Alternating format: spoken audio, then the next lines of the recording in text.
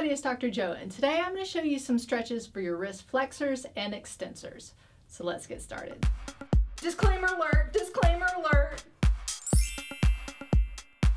Before we start, if you haven't subscribed already, make sure and click on the button over there. So for the wrist flexors and extensors, we're going to do 2 stretches each way for 30 seconds. So we'll go up and then down and then up and down again. So I've got a timer set, so it's going to be 30 seconds and then we're going to do a little 10-second break in between. So let's go ahead and get started with the stretches for the wrist flexors and extensors.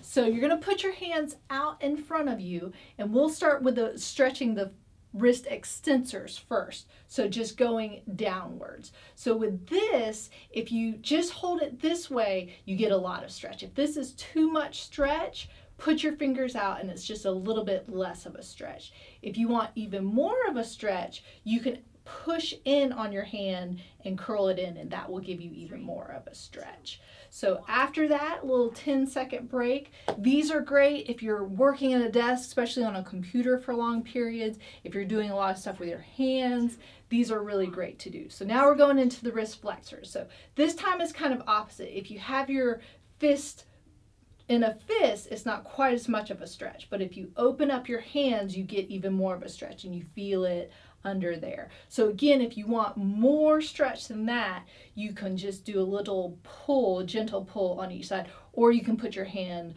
up on a wall. So any kind of work with your hands a lot, these muscles get really tired, so it's great for these. If you're an artist or a guitar player, that works really well as well. And if you want a little bit more, you can stretch 3 on each side, but this is just to kind of give you an idea. So again, curling down with your fingers to get a lot of stretch, opening them up if you just want a little bit of a stretch. And if you want a little bit of overpressure, you can push it into a wall, or you can just kind of alternate back and forth, giving a little pressure with your other hand that way. But again, this is probably enough if they're sore and tired. Getting that good stretch in there. 2, 1. And then take a little break. Sometimes you want to shake them out a little bit because it feels like a big stretch in there. And then we're going to do one more going upwards. So hands out, up almost into a stop sign position. So getting that nice stretch. And so when you're up, stretching out the wrist flexors underneath, and then when you're down, you're stretching those wrist extensors up on top. So stop sign, getting that nice stretch in there. Remember, if you don't want quite as much, make a fist. And then more, and then over pressure. So there you have it. Those were your stretches for your wrist flexors and extensors.